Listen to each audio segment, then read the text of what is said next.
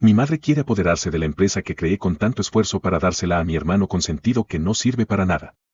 Desde pequeño siempre supe que en mi casa había favoritos, aunque de niño no lo entendía del todo. Mi madre siempre tuvo una debilidad enfermiza por mi hermano menor, Javier.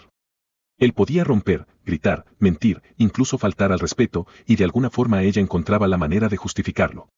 Es que Javier es más sensible, decía, o él solo necesita un poco más de atención. Mientras tanto, a mí me exigía perfección. Sacar buenas notas, ser responsable, cuidar de la casa, y hasta ser el ejemplo que Javier nunca quiso ser. Yo cumplía con todo porque creía que al final eso me ganaría su respeto. No fue así. Cuando cumplí 17 años, mi padre se fue de la casa. Nunca entendí bien por qué. Solo recuerdo una discusión enorme, gritos, llantos, y a mi madre culpándolo de todo. Desde entonces, tuve que ser el hombre de la casa. Trabajaba medio tiempo mientras estudiaba ingeniería, y aún así, ayudaba con los gastos. Javier, en cambio, apenas terminó el colegio y se la pasaba de fiesta en fiesta. Mi madre decía que solo estaba disfrutando su juventud. A mí nadie me dejó disfrutar la mía. Con el tiempo, logré graduarme con honores y conseguí un trabajo estable. A los 25 decidí abrir mi propio negocio, una pequeña empresa de mantenimiento y diseño industrial. Empecé desde abajo, literalmente. Con mis ahorros, un préstamo y muchas noches sin dormir. Recuerdo pasar madrugadas enteras soldando, reparando, haciendo presupuestos, buscando clientes. Mi madre no creía en mí al principio. Me decía que estaba desperdiciando mi título, que debía buscar un trabajo de verdad. Pero cuando el negocio empezó a crecer, cuando ya tenía empleados, vehículos, contratos grandes y estabilidad, de repente ella comenzó a interesarse. Primero fueron comentarios sutiles: deberías poner a tu hermano contigo, así te ayuda, o Javier podría aprender si tú le das una oportunidad. Le expliqué 1000 veces que mi empresa necesitaba gente responsable, no alguien que no sabía ni levantarse temprano. Pero ella insistía. Y cuando no accedí, comenzó a decir que yo era egoísta, que la familia debía estar unida, que de qué servía tener éxito si no ayudas a los tuyos. Hace unos meses, mi madre empezó a aparecer por la oficina más de lo normal. Llevaba comida, saludaba a los empleados, hablaba como si fuera suya. Incluso empezó a decir cosas como esta empresa es de la familia, lo cual me hizo ruido. Luego descubrí que Javier había estado diciéndole a todos que pronto iba a ser el nuevo socio. Yo me reí al principio, pensando que eran sus fantasías de siempre, pero todo se complicó cuando recibí una llamada del banco. Mi madre había intentado usar mi nombre para solicitar una extensión de crédito empresarial, diciendo que era cofundadora. Ahí fue cuando todo explotó. Fui a su casa furioso, le pedí explicaciones y ella, en lugar de disculparse, me gritó que tenía derecho porque sin ella nada de eso habría existido.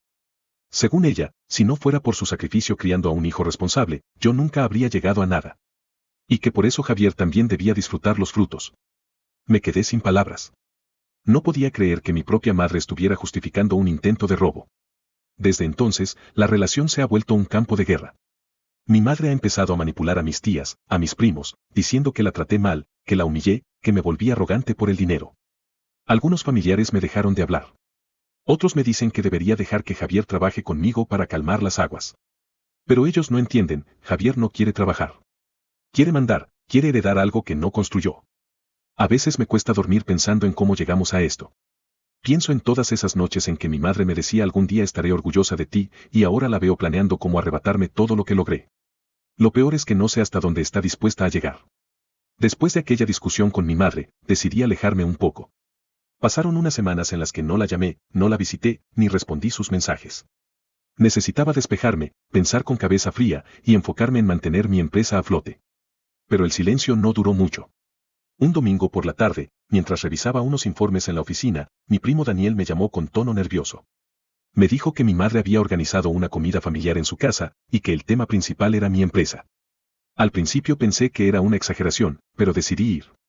Cuando llegué, todos estaban reunidos en el patio. Mis tías, mis primos, e incluso Javier, que nunca aparecía en nada familiar si no había comida o alcohol. Apenas crucé la puerta, el ambiente se puso tenso. Mi madre, con esa sonrisa fingida que siempre usa cuando quiere manipular, me recibió diciendo: «Hijo, justo hablábamos de ti, ven, siéntate». Me senté, y antes de que pudiera hablar, empezó su discurso.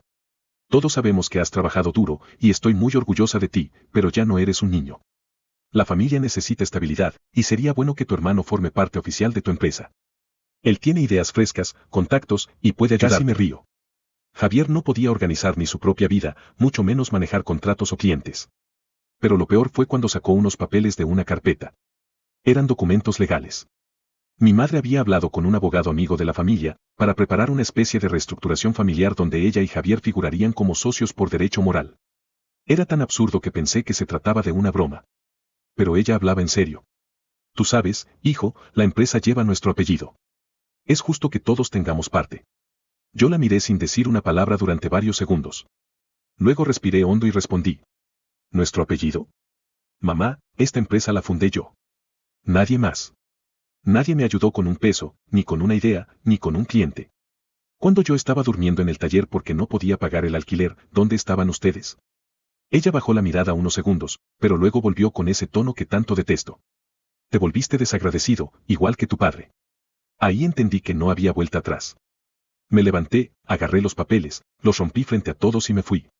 Detrás de mí escuché los gritos de mi madre llamándome mal hijo y a Javier diciéndome engreído. Los días siguientes fueron un infierno. Mis tías comenzaron a escribirme mensajes pasivo-agresivos. Una me dijo, tu madre solo quiere sentirse parte de tu éxito. Otra, más directa, me llamó egoísta.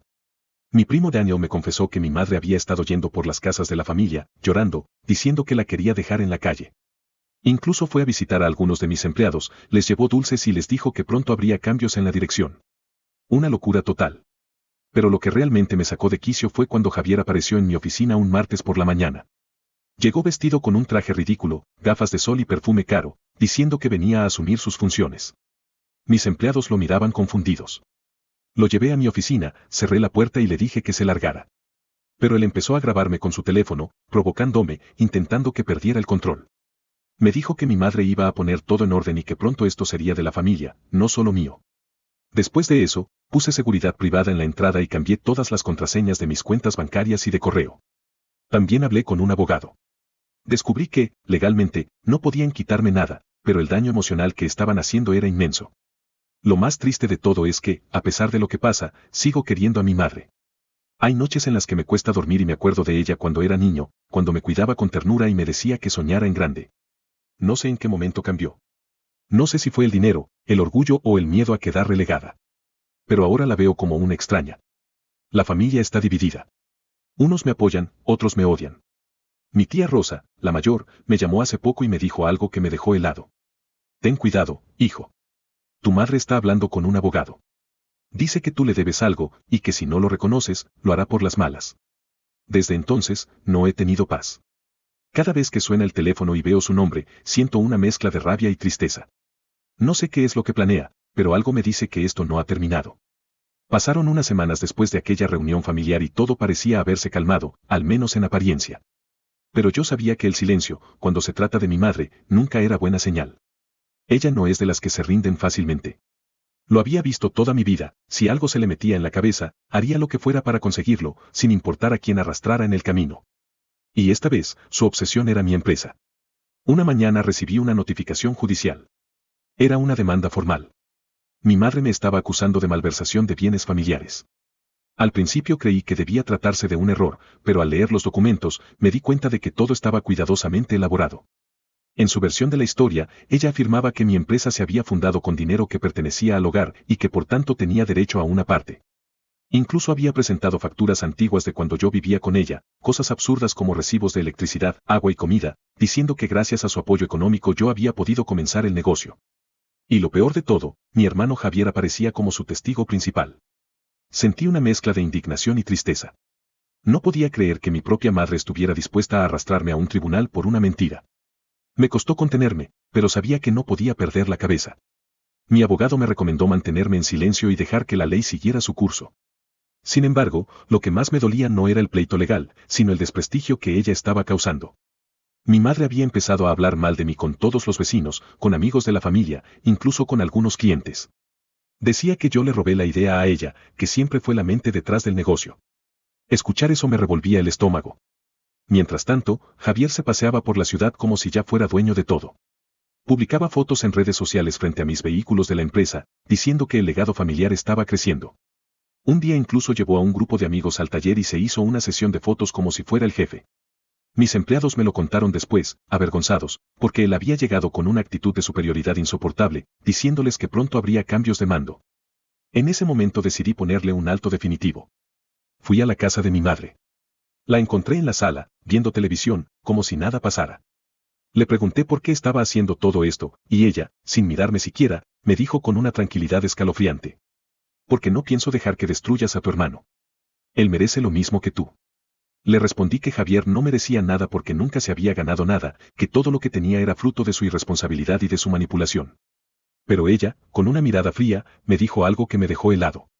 Tú no entiendes, hijo. Javier no solo es tu hermano, también fue mi segunda oportunidad. Esa frase me retumbó en la cabeza por días. Segunda oportunidad. ¿Qué quería decir con eso? Mi abuela paterna siempre había sido reservada, pero recuerdo que una vez, siendo adolescente, la escuché discutir con mi madre. Le decía que ya había arruinado una familia antes. En su momento no entendí de qué hablaban, pero ahora empezaba a sospechar que había algo que mi madre había escondido durante años. Empecé a indagar. Hablé con mi tía Rosa, la única que aún se mantenía neutral. Al principio dudó en decirme algo, pero al ver cómo todo se estaba saliendo de control, terminó confesándome que mi madre había tenido un hijo antes de casarse con mi padre. Un niño del que nunca más se supo, porque lo dio en adopción. Según mi tía, esa historia fue el mayor secreto de la familia, y mi madre siempre cargó con la culpa. Cuando nació Javier, se obsesionó con compensar lo que perdió. Y por eso lo protegía tanto, por eso lo justificaba todo. No era amor, era redención. Esa revelación me destrozó. Por un lado, me hizo entender muchas cosas, pero por otro, me llenó de una tristeza indescriptible. Mi madre estaba intentando compensar el pasado destruyendo el presente. Todo su resentimiento, sus decisiones, su manipulación, todo venía de un vacío que nunca había podido llenar. Pero saberlo no lo hacía más fácil. La situación legal se complicó. Su abogado, un viejo conocido de la familia, empezó a presionarme con declaraciones falsas y testigos manipulados. Incluso algunos primos, a los que yo había ayudado en su momento, se pusieron de su lado. Decían que mi madre solo quería justicia. Era como si todos se hubieran olvidado de quien trabajó realmente, de quien se sacrificó por años. Yo pasaba noches enteras sin dormir, revisando documentos, preparando defensas, mientras Javier seguía de fiesta, gastando dinero que no era suyo y sonriendo para las cámaras como si ya lo tuviera todo ganado. Pero lo que más me dolió fue cuando mi madre fue a ver a mi exnovia. Ella y yo habíamos terminado hace un par de años, pero seguíamos en buenos términos. Mi madre le contó mentiras, diciéndole que yo estaba siendo investigado por fraude, que la empresa estaba en peligro, y que debía mantenerse alejada de mí. Cuando ella me llamó para contarme, sentí que me hundía. Mi madre ya no tenía límites. A veces pienso que lo peor de todo no es perder dinero o reputación, sino ver cómo el amor de una madre puede transformarse en algo tan tóxico, tan destructivo, que te hace dudar incluso de los recuerdos más felices. No sé cómo acabará esto, pero cada día siento que algo más oscuro está por salir a la luz. Porque si mi madre fue capaz de esconder un hijo durante décadas, ¿qué más habrá estado dispuesta a hacer? Y en el fondo, aunque me duele admitirlo, una parte de mí teme que este no sea solo un conflicto por dinero, sino el principio de algo mucho más grande, algo que podría destruir por completo a mi familia. Pasaron los meses y la tensión se volvió insoportable. Cada día era una batalla nueva, abogados, documentos, rumores, miradas de desconfianza. Me sentía atrapado en una red que mi propia madre había tejido con cuidado, como si todo hubiese sido planeado desde hace años. El desgaste emocional era brutal. Dejé de dormir bien, perdí peso, y mi concentración en el trabajo se vino abajo. La empresa, aquella que construí desde cero, empezaba a resentirse. Algunos clientes se alejaron por miedo a involucrarse en un conflicto familiar tan mediático. Otros simplemente dejaron de confiar. Mi madre había logrado algo que ni mis peores competidores habían conseguido, ponerme de rodillas. Una noche, mientras revisaba archivos antiguos en mi oficina, encontré una caja polvorienta que había guardado desde los primeros años del negocio. Dentro estaban los primeros contratos, facturas, y un pequeño cuaderno que usaba para anotar gastos y préstamos. Al pasar las páginas, noté algo curioso, en uno de los primeros registros había una mención a una cuenta bancaria de mi madre. Recordé que en aquel entonces ella me prestó una pequeña cantidad de dinero, algo simbólico, unos pocos miles, que le devolví al año siguiente con intereses. Pero en ese cuaderno también estaba el recibo de la transferencia que probaba que el préstamo fue liquidado. Esa hoja, aunque insignificante en su momento, ahora podía ser mi salvación. Era la prueba de que su aporte económico no existía más allá de eso. Sin embargo, no podía entender cómo había llegado todo tan lejos. ¿En qué momento mi madre decidió convertirme en su enemigo? Empecé a recordar cosas de mi infancia que antes me parecían normales pero que ahora cobraban un nuevo sentido. Recuerdo que cuando era niño, cada vez que conseguía algo bueno, una beca, una medalla, un elogio, ella no sonreía con orgullo, sino con una especie de amargura disimulada. Siempre había una frase que lo ensombrecía: no te creas tanto, hijo. El éxito no es solo tuyo. En aquel tiempo lo tomaba como humildad, pero ahora entiendo que era el germen de su resentimiento. Lo más extraño fue que, en medio de todo el caos, empecé a recibir llamadas anónimas. Al principio las ignoré, pero un día, una voz masculina me dijo algo que me dejó paralizado. Tu madre no solo quiere tu empresa. Quiere limpiar su pasado. Y si sigues hurgando, alguien saldrá lastimado. Intenté responder, pero la línea se cortó. Desde entonces no he dejado de pensar en esa frase. Limpiar su pasado, ¿qué significaba exactamente? Hablé nuevamente con mi tía Rosa, la única que todavía se atrevía a hablar conmigo. Le conté lo de la llamada y la advertencia. Ella guardó silencio unos segundos, luego me pidió que no me asustara y me confesó algo más. Me dijo que el hijo que mi madre dio en adopción años atrás no fue producto de un error de juventud como ella siempre insinuó, sino de una relación con un hombre casado. Ese hombre, según mi tía, era el padre de Javier. Cuando me lo dijo, sentí que el piso se abría bajo mis pies. Eso significaba que mi padre biológico, el hombre que me crió, que se fue cuando tenía 17 años, nunca supo que Javier no era su hijo. Y que mi madre había vivido toda su vida sosteniendo esa mentira. De pronto entendí por qué mi padre se marchó tan de repente, sin mirar atrás, sin despedirse bien. Quizás lo descubrió. Quizás no soportó cargar con una traición tan grande. Y ahora, todos esos años de favoritismo hacia Javier, todas sus decisiones absurdas, toda esa obsesión por darle lo que no merecía, cobraban sentido. Javier no era solo el hermano consentido. Era el símbolo del pecado que mi madre intentaba justificar, el recordatorio viviente de una culpa que nunca pudo borrar. Con esa información, me sentí dividido. Parte de mí quería desenmascararla, exponer toda la verdad y poner fin a su manipulación. Pero otra parte, la que aún recordaba sus abrazos, sus desvelos, las noches en las que me cuidaba cuando estaba enfermo, no podía hacerlo. Era mi madre. Por más monstruosa que se hubiera vuelto, seguía siendo la mujer que me dio la vida. Pero la compasión se me fue acabando cuando descubrí que había ido un paso más allá. Una tarde, al llegar a la empresa, encontré a 2 inspectores revisando los libros contables. Decían tener una denuncia anónima por evasión fiscal. No me costó adivinar de dónde venía esa acusación. Me mostraron documentos falsificados con mi firma, declaraciones que yo nunca había hecho. Era evidente que alguien con acceso interno estaba colaborando con ella. Y ahí comprendí que mi madre había conseguido infiltrarse a través de alguien de adentro. Revisé grabaciones de seguridad y, para mi horror, vi a Javier entrando en el taller varias veces fuera del horario laboral, acompañado por una de las secretarias que llevaba meses trabajando conmigo. Ella había sido mi mano derecha, la persona en la que más confiaba. Esa traición me dolió tanto como la de mi madre. Los encontré juntos en las imágenes, revisando archivos, copiando documentos, incluso tomando fotos de los contratos más importantes. Esa noche no pude dormir.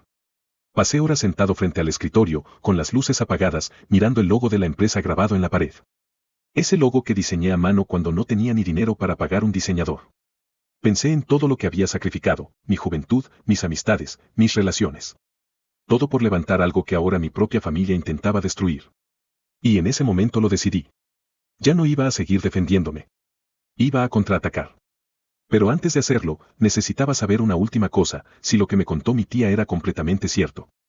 Si Javier realmente no era hijo de mi padre. Si todo lo que me habían hecho vivir estos años era fruto de una mentira más grande que todos nosotros. Así que comencé a buscar registros, documentos, cualquier rastro del pasado. Y lo que encontré, cambió mi visión de todo para siempre. En una vieja caja guardada en el sótano de mi madre, había cartas. Decenas de ellas, todas firmadas por el mismo hombre. Un nombre que yo no conocía, pero que aparecía en cada una de las fechas que coincidían con el embarazo de Javier. En esas cartas, él le prometía dejar a su esposa, empezar una nueva vida con ella y formar una familia con el hijo que venía en camino. Pero la última carta era distinta, estaba rota, manchada de lágrimas, y decía solo una frase: no puedo hacerlo. No me busques más. En ese instante entendí que todo, absolutamente todo, el favoritismo, el odio, la manipulación, la obsesión por quedarse con mi empresa, venía de un solo lugar, el rencor de una mujer que perdió el control de su vida hace muchos años y ahora intentaba recuperarlo destruyendo la mía. Y lo peor de todo, era que todavía no había mostrado su carta final. Porque cuando alguien como mi madre siente que lo está perdiendo todo, es capaz de cualquier cosa. Esa noche, después de leer las cartas, sentí algo dentro de mí romperse por completo.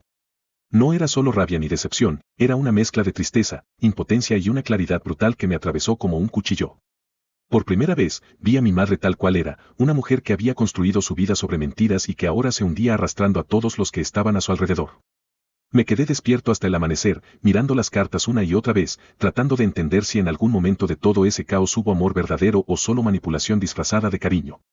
Cuando salió el sol, tomé una decisión: si mi madre quería guerra, la tendría. Pero sería una guerra limpia, con pruebas, con la verdad de mi lado, no con chismes ni sentimentalismos. Durante semanas me dediqué a reunir evidencia. Llamé a antiguos empleados que habían estado conmigo desde el principio, busqué declaraciones bancarias, contratos iniciales, y conseguí testigos que podían probar que mi madre nunca formó parte de la empresa. También recopilé los correos que Javier había enviado a clientes fingiendo ser representante de la compañía, y las grabaciones de seguridad donde él y la secretaria entraban sin autorización. Mi abogado no podía creer lo que veía. Me dijo que con todo eso podía no solo desestimar la demanda, sino también iniciar un proceso penal por difamación y fraude. Sin embargo, yo no quería venganza legal. Quería algo más profundo, que todos vieran quién era realmente ella. La oportunidad llegó más pronto de lo que imaginaba. El juez había programado una audiencia de conciliación familiar antes del juicio formal para intentar resolver el conflicto sin llegar a mayores. Era una sala pequeña, pero cuando llegué, mi madre estaba rodeada de tías, primos y, por supuesto, Javier, que lucía traje y sonrisa como si fuera a recibir un premio. Su actitud era tan arrogante que me hervía la sangre. Mi madre, en cambio, tenía ese aire de falsa serenidad, fingiendo ser la víctima, con lágrimas calculadas en los ojos. Cuando el juez nos dio la palabra, ella habló primero. Contó su historia con una voz temblorosa, diciendo que solo buscaba justicia, que yo me había vuelto frío y egoísta, que la había excluido después de todo su sacrificio. Algunos familiares lloraban al escucharla, creyendo cada palabra. Y justo cuando el juez iba a cerrar la sesión, mi abogado me dio una señal. Era el momento. Saqué una carpeta y la puse sobre la mesa. Dentro estaban todas las pruebas, los documentos bancarios que demostraban que le había pagado su préstamo, los videos de Javier robando archivos, los mensajes que enviaba difamándome y, finalmente, las cartas del verdadero padre de Javier. El juez empezó a leer y el silencio se volvió insoportable. Nadie se movía. Mi madre palideció. Javier miraba confundido, sin entender del todo, hasta que el juez leyó en voz alta una parte de una de las cartas: nuestro hijo merece saber la verdad, aunque nunca pueda llevar mi apellido. El rostro de Javier se desfiguró. Me miró con una mezcla de rabia y desesperación.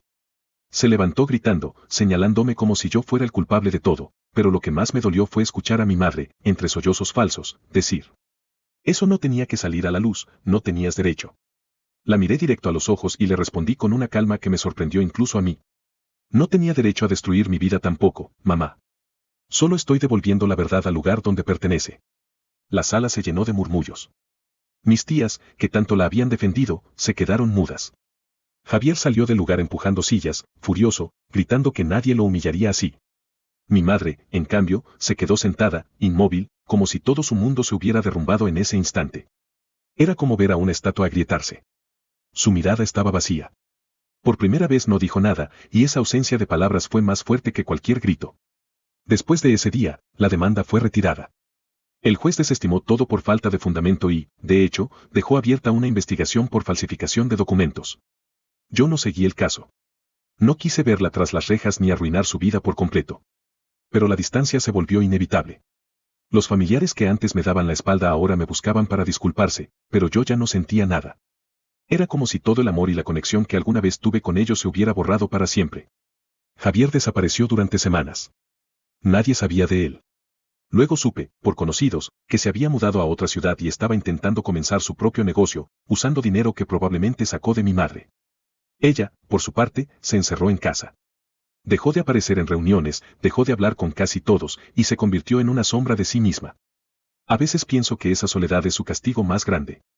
Sin embargo, lo más extraño de todo ocurrió meses después.